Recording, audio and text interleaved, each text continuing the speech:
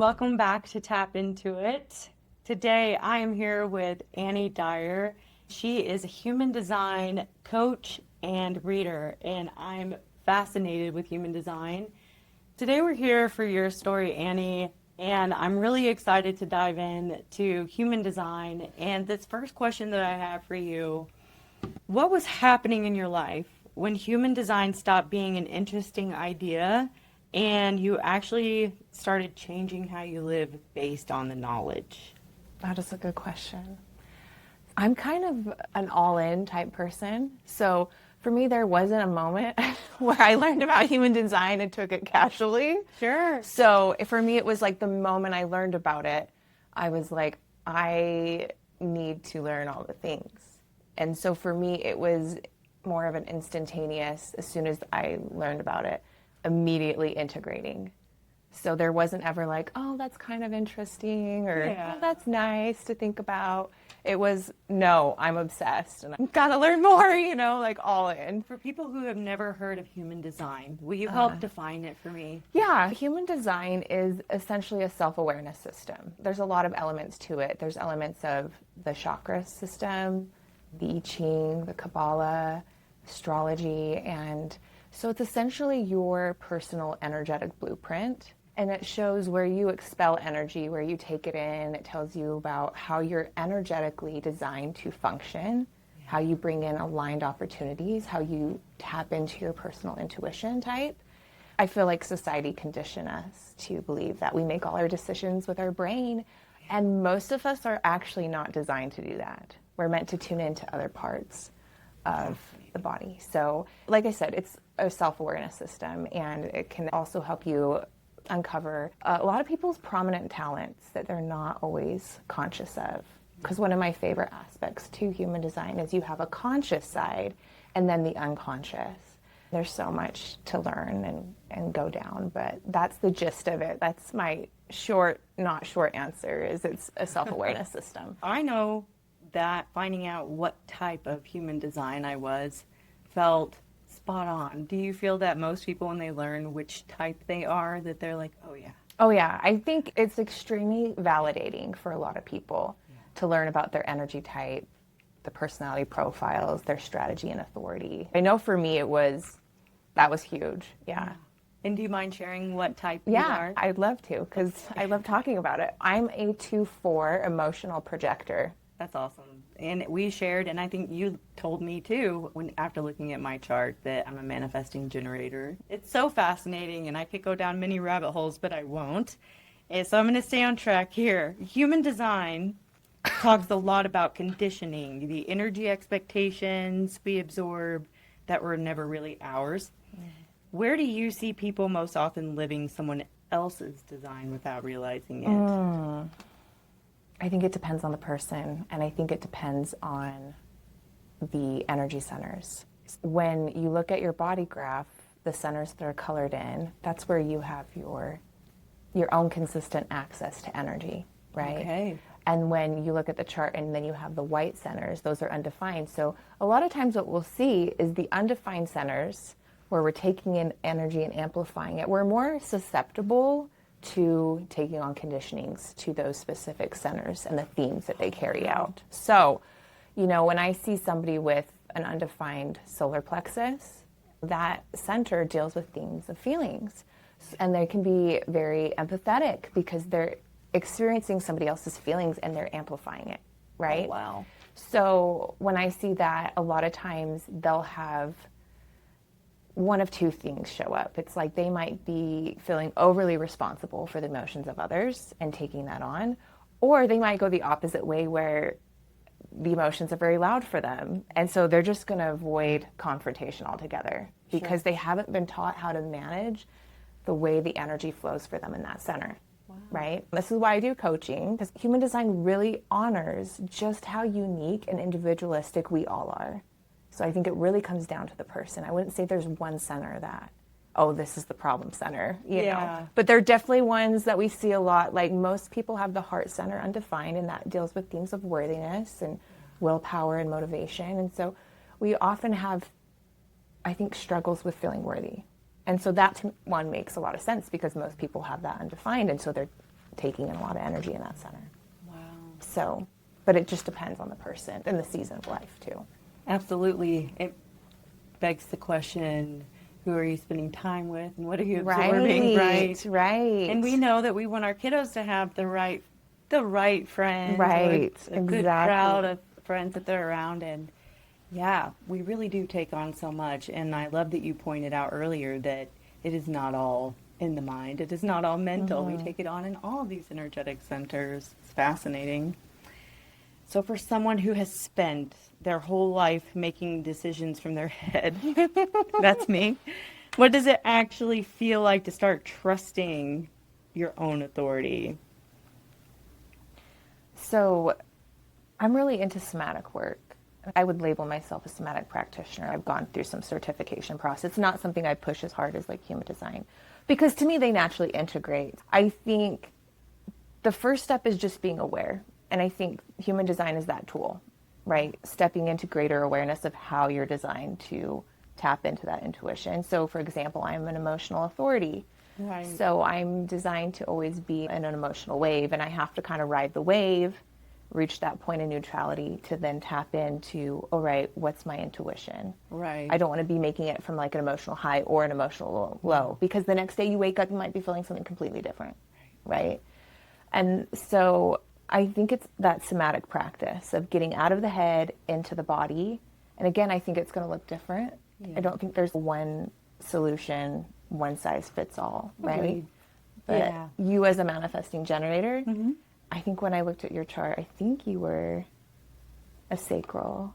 When I see generators and manifesting generators, they already have a strong connection to the gut anyway. So it's a lot of times when I work with them, I'll focus on tuning into that response and trusting that gut.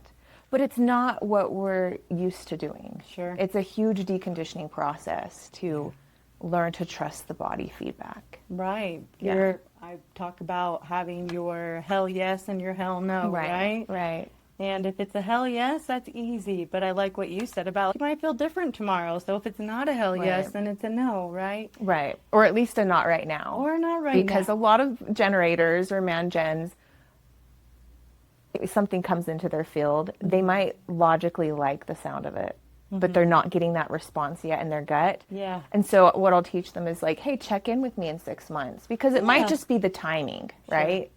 So there's a lot of things that and it's a practice. It's always a practice, play, and adjust to really fine tune. And I mean, I've known about human design. I think I was introduced to it in 2022. So I'm like still relatively new in some people's opinion, right? 4 years. But I still catch myself on moments. I'm like, okay, yeah, I need to ride this emotional wave. I need to like pause. I need to, like emotional authorities, they need the most time to make decisions. Sure. So it is a process. Yeah. Nobody really fully masters it. I think it's just the practice of awareness too. I appreciate that insight. And I like that you brought up when you got into human design. So you found human design, or maybe human design found you in 2022. What did that look like? So it looked like I had a friend that reached out. Okay. And she was like, have you ever heard of human design? And I was like, no. I had been really into a different energy profiling system. Okay, which one? It's called Dressing Your Truth. Okay. And so it's the whole premise was the fashion industry is failing women, and she'd be dressing based on your energy type and not the current fashion trends. Yeah. And so it kind of led me into the energy field more, because I grew up born and raised Mormon. And so there were certain aspects to me that always felt a little taboo. Okay. And so that was kind of what I would call my bridge point, was that profiling system, the Dressing Your Truth one, because it felt a little bit less, I guess, in my brain, unacceptable, because it was more focused on clothes and Outward. yeah. It wasn't so threatening to, as far as what I was living at that point, Yeah, it's change that is palatable. Yeah, it was kind of a soft launch into like the energy world for me. Sure. And I had a friend text me, reach out. She's like, I think you'd really be into this. She's like, it's really detailed. And she was like, really, I just want to know what your energy type is. And I'm like, okay, that's fair, So I looked it up, and I'm a projector energy type, right? And so they're the seer and the guides. And the thing that really caught my attention was the strategy of projectors. You're supposed to wait to be invited and recognized. Oh. And my whole life, I felt like I had just been trying to push and make things happen, right? Sure. And when I reflected back on my life, the things that I had the most success with were things that somebody had invited me to. And it didn't matter how casual it was, right? Sure. Yeah. And I was like, okay, well, that's really interesting. And so then I just started learning about it. And everything I read for me was so accurate, so validating. And I just felt so seen in a way I hadn't before. And so when I text her back, I was like, yeah, there's definitely something to this human design stuff. And yeah. Do you remember the program that you first approached? So there's a few big names in human design, and I'm terrible with names. Jenna something is one of them. I can't think of her last name. I'm the worst. Oh, no, you're not. So she had an app. My friend was like, hey, I recommend checking out this app because I feel like it's so much information. Yeah. It's a lot to like get overwhelmed with. And so she was like, I feel like her stuff is digestible. And I was like, okay. Cool. But we can give folks a couple examples below where they could go pull their own chart. Yeah. I ended up studying under Leah McLeod. Okay. And so I like her website for pulling your human design body graph. Thank you. And it's called, her website's The Design of You. So that's where I direct people. So you can pull up your chart on there for free. Great. And if you want to start, looking at it and deep diving with you. Yeah. You're a great guide for that. You're very thanks. knowledgeable. Yeah. So who did you start studying with, or was it self-study? Originally, it was more of a self-study thing. And then I had been following Leah on Instagram for a while. And so she had been working really hard to create basically a certification process for readers where she would teach you really in depth all of the human design stuff. Wow. And so it was her first time basically launching this course. And so when I saw that she was offering a course, her stuff always, I feel like I really resonated with her approach to human design. And so I was like, okay, I need to get on board here. Yeah. And so I studied it, and I'm just somebody that I enjoy learning anyway. And so I wasn't fully like, I don't know if I have an intention of using this, but I just want to learn more. And then at one point it was like, I'll just put it on my Instagram that I do human design readings, or I'll talk a little bit about that. And then one person noticed, and they're like, oh, can I get it? And then just you kind of just put it out there, and you're like, okay, we'll see what happens, For many years now? So I've been doing readings, I think about 3.5 years now. Very cool. Yeah. Yeah. Lots of charts. Do you count the charts? I have a friend who counts her tarot readings. I don't. That's hilarious. I mean, it would be kind of cool. I still nerd out over charts, though. Every time I get one, I was like, oh my gosh, your chart. I love it. This is amazing. This is so interesting. And my sister called me out. She was like, I feel like you say that about every chart. And I'm like, you know what? Fair. I absolutely do. Because there is always something unique and different. And I get excited because I know how life-changing it was for me to learn about that. Yeah, it was very life-changing. So now that I've looked at a lot of charts, there's a few themes I'll notice. A lot of times, so we have the conscious side and the unconscious side. And then we have the 64 gates. And each one is a gift, right? And so your conscious side is how you view yourself. These are things that you know to be true about you, right? Now, your unconscious side is also just as much a part of you, but you're not conscious to it, right? Sure. But this is the side that other people perceive you. Oh, wow. So others see you as your unconscious side, and you see yourself as the conscious. And one thing I noticed was that a lot of times people have duplicate themes on both the conscious and the unconscious. So somebody might come to you and be like, oh, I've noticed that you're really good at design, right? And so if it's connected to this gate and you have it on both sides, then that lands well for you. That resonates for you. You're like, oh yeah, I am good at design, So the interesting thing about my chart is it's very different. So I have duplicate gates on my conscious side that are not shown on the unconscious. So I talk a lot with people about their conscious sun gate It's the most important gate in your chart, right? Okay. And so my conscious sun gate is the gate of caring. And I have it multiple times on my conscious side, and it doesn't show up on the unconscious. So a lot of my unconscious gates are a little bit more, I would say, masculine energy in some ways. Okay. So for me, it's like I have a very tender, caring side that I've always known. I very easily care and give, but people have never seen me that way.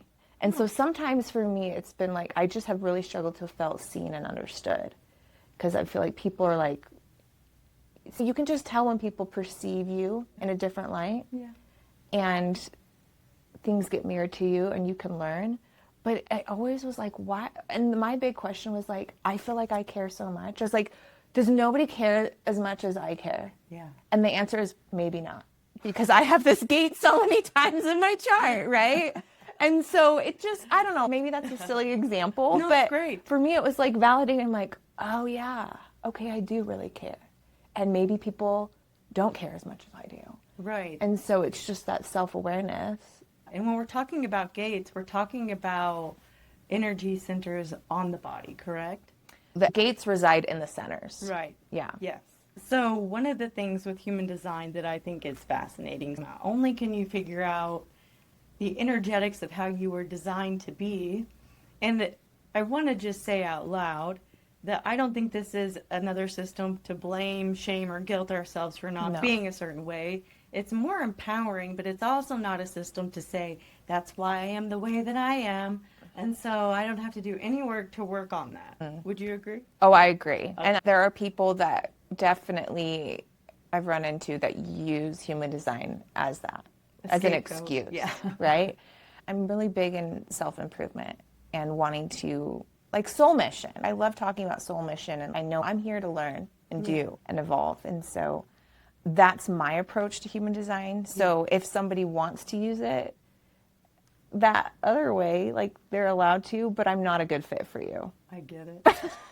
Let's talk about the maybe 2 or 3 different types and their responses.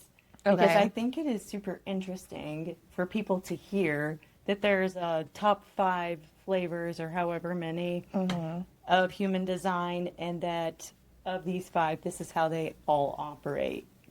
For example, being a manifesting generator, I have the suffering of waiting to respond, right? Now, I can't just sit at home and sit on my hands and wait to respond to opportunity. It's up to me to go out there, and I call it casting a net. So I might cast it in 8 to 12 different directions, and everybody around me is dizzy and wondering what the heck I'm doing. But I know energetically that only 2 or 3 of those are going to bring something in and be responded to. Right? And that's a very manifesting generator approach. Just even the way you describe it. Because they're the energy type that can take on the most at one time. I see. Right? Okay. So you going out and casting several nets at one time, that makes a lot of sense to me. It's so boring to have to sit and wait to respond. So it's like waiting on cookies to bake while I'm going to start a new batch. So, and I'm an impatient person by nature, so I hate the word wait. I've had to do a lot of work around that. But when I work with people, I actually take a little bit of liberty and I tweak that a little bit. I teach them more to observe your response. And let's talk about what I mean by, before we move further, waiting to respond. Can you explain that better? So for generators and manifesting generators, their strategy, how they're meant to attract aligned opportunities into their life, is essentially what they call wait to respond. Okay. Without going into too much detail, there's a huge connection for those 2 energy types with the sacral energy center.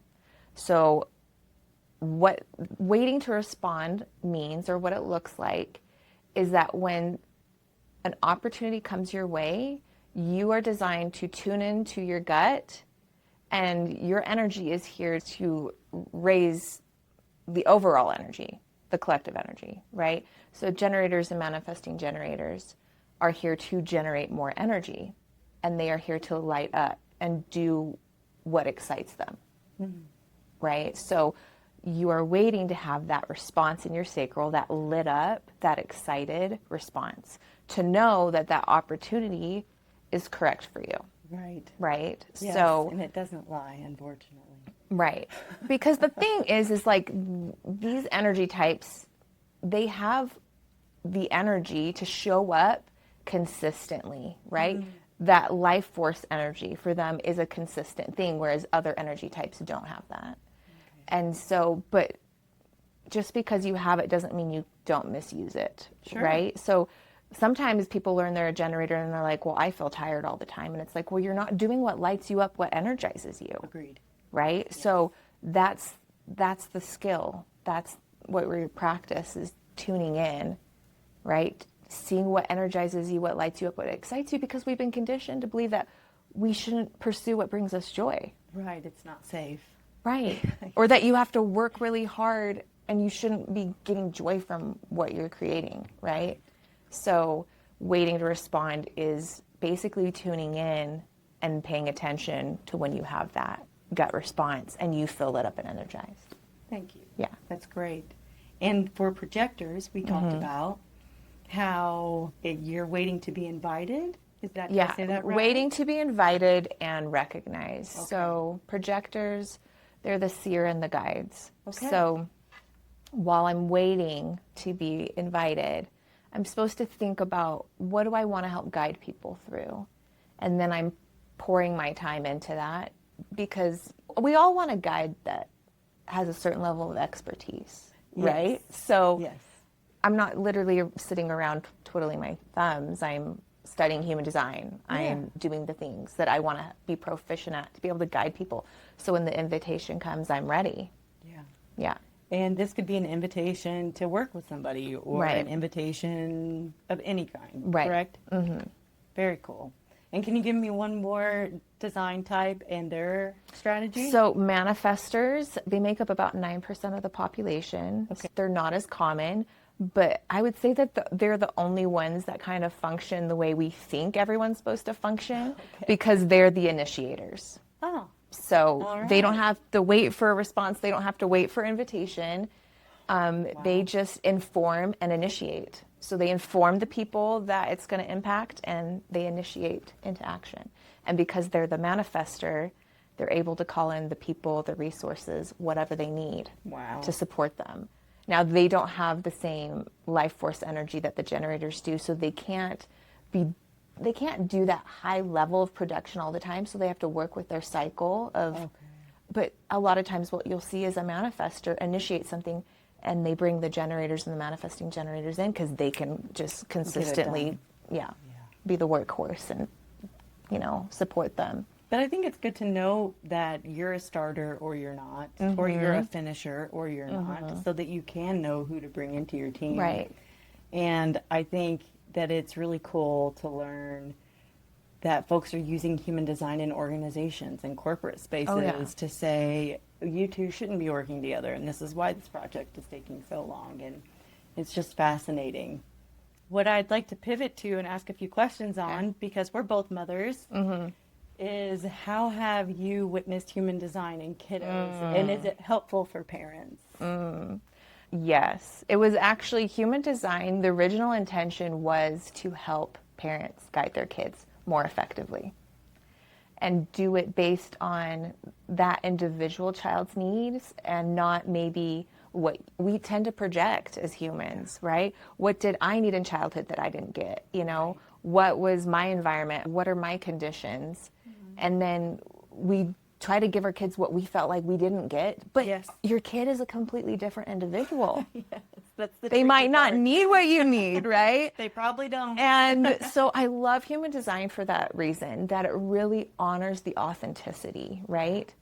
So for me, I've got 4 kids, and I have 2 generators, a manifestor, and then a manifesting generator, right? Oh, wow. So very different. Your house is clean. I'm just kidding. Yeah, no. It's been so, I know for me, supportive.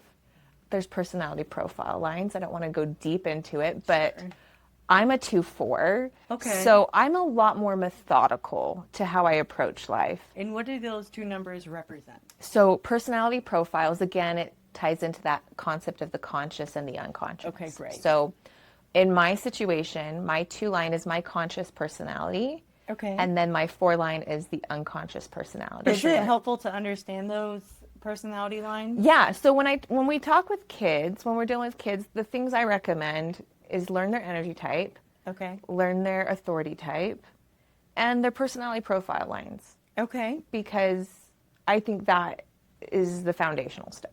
That's supportive. Yeah, right? the authority type is really it's important huge for my son, for sure. Yeah. Right. Because you want to be able to guide your kids through learning how they're energetically designed to operate and and tapping into their personal strategy and authority. So what's interesting is a lot of my kids have the 3-line energy. 3 lines learn by trial and error. Oh, dang. And so when I've been parenting, I've kind of had to go against my default mode and been like, you know what, this is a safe space. They need to learn. They can already know it's a terrible idea, right? And I'll watch them go. I watch them go through the process. I'm like, you guys already know how this is going to end, but I'm going to let you do it anyway, right? Yeah. And so I just think it gives you a beautiful awareness as a parent. Agreed. And I think that's such a beautiful gift to give your kids, Yeah. is really trying to help grow and honor and guide them for the individual they are. Because how many of us as adults spend so much of our time trying to get back to that authenticity, Absolutely. decondition and heal? And man, And how old are we by the time we recognize that's even something that we want to strive toward? right. And so think about the head start your kids get if you're doing very conscious parenting with them. Right. Based on their energetic makeup. How they're designed to live. Right. Yeah, energetically. So important because what I think the biggest thing to me as a parent is making sure that my kiddo feels seen and heard. Oh, yeah. Right? Everything else, I can jack it up and probably recover, but I want to make sure that they feel seen and heard. Kids are so cool, and watching them become adults has been a whole thing. And I think, yes, it can help us when they don't have words, when they're really little. Right. But I think these years of puberty that I'm currently in, that's when I'm like, can somebody please? But it's fascinating because there's always layers deep to go. Right. And this has been a year ago now. Right. But yeah. And even working with different people, like studying astrology, I'll go to different astrologers because people have different perspectives. Agreed. And I think it's very helpful Yeah. to just get a different perspective sometimes. But with my kids, it's interesting. My younger 2, even though they're very outgoing, very social, they have a defined crown center. And it is so hard to get them out of the house. Really? And when I learned that, there's just so many things. If I look at a chart of a kid, it's like I can already tell if they're probably a morning person. I can already tell if they're going to be more routine or need more routine. Okay. I can tell if they're going to be a pain in the butt to get out of the house. Okay, this is the cheat code, people. So if this doesn't help you to at least look it up and do some research or get in touch with Annie, I don't know what will, because it's summertime, y'all. I don't know if you parents know that. Oh, we know. Which is a glorious, fun time. And it's also, I was joking with our friend right before we started that I always think summer is going to be easier somehow or less chaotic. And nope.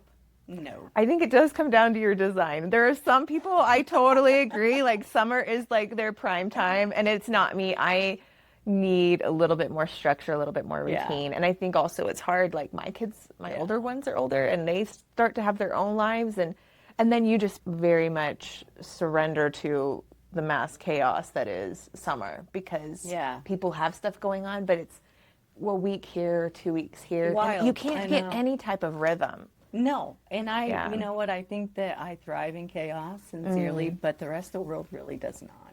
And so that's okay. It's included, right? They prefer a schedule. They prefer to understand what's coming next. And so I try to prioritize that. It's not a perfect science. Oh, it's hard. For listeners who are intrigued but a little skeptical, how do you talk about human design without asking anyone to believe something they're not ready to? So I'm a skeptical person by nature. I feel that you're inquisitive. Yeah. Okay, so one of my most prominent gifts is the gift of curiosity. It shows up in my chart. So but I have a skeptical side. So for me, I don't take it personal if somebody is asking questions and it's not landing, because I don't think it's going to speak to everybody, right? I think often like the things that you need will find you, right? And so I always tell people it's not a religion. You know, being born and raised Mormon and having that background and having a lot of people I care about that are very much in organized religion, I think that was a number one concern when I started learning about human design for a lot of people was, what is this? And it's not a religion. It's just, like I said in the beginning, it's just a self-awareness system. But it's not going to be for everybody. Well, even though it's not, even though this is energetically based, I think that folks have problems with psychological schools of thought, right? Totally. And so it's not unlike any other system. It's another roadmap that they can use, like you say, to identify themselves. But we're not asking them to believe in the energy body. We're informing them that there is one. Right. Yeah. Right? So, but every time I've had a reading with people, they are always like, wow, that's really accurate. And when you're talking about a reading, we're not talking about like a psychic reading. We're talking about deciphering their chart. Right. It's more analytical than a lot of readings, right, that maybe people would have had in the past. But I do have psychic gifts, so I will find, like, I have my go-tos of let's cover these foundational things, and then I will find that I am often drawn to different parts of the chart, and so so it's both. I will intuitively highlight certain things, but then I feel like my duty as a human design reader and coach to make sure you are informed and taught, right? I have I'm going to cover these bases, and then I also have the intuitive side that comes in and is like, okay, focus on this energy center, focus on this gate, you know, and it depends on the age too. So if someone's going through a Saturn return, I might focus on their Saturn gates because those are prominent themes at that point. Like I'm in a nodal return right now. My nodal gates, oh my gosh, like just constant right now in my life, right? So time of life, kind of season, intuition, and then there is just like, on some level, yes, a checklist because I want them to understand foundationals. Oh, right? I love lists. If someone only remembers one thing from this conversation, one small experiment they could try this week, what would you want it to be?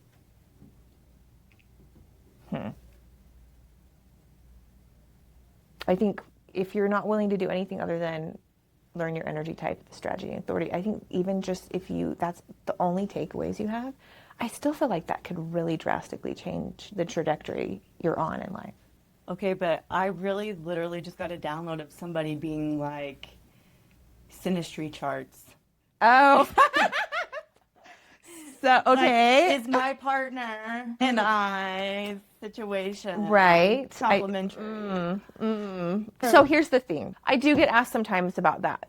There are people that have devoted their whole human design career just to that, to relationships. Okay.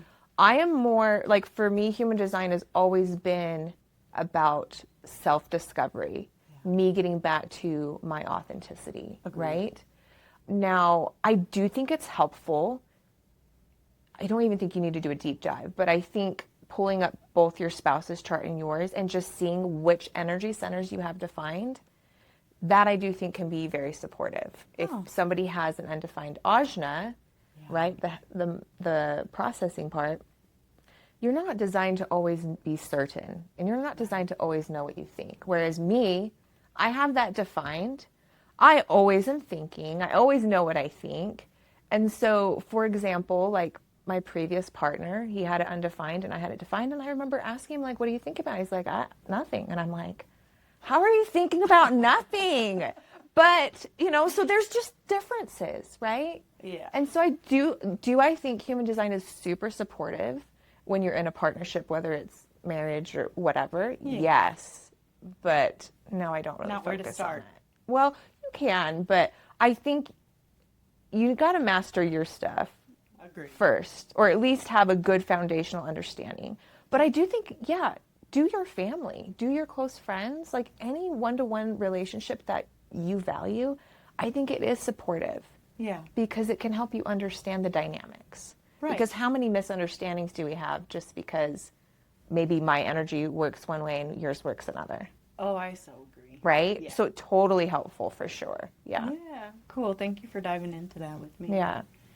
And so I want to make sure that I fully understand all of the things that you're offering right now in the community. So I know that you read charts in depth. So it's not just like she pulls a standard chart that you would and doesn't deep dive on it, right? You identify it. You mentioned a checklist. And then tell us what your coaching is like.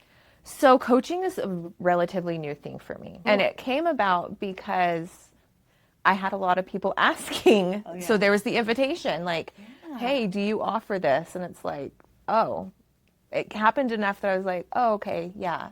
So the way it looks is I want people to do a reading with me first. Okay. Because I want to know what you know about your human design. Right? And just doing a reading, that's a lot of information to digest.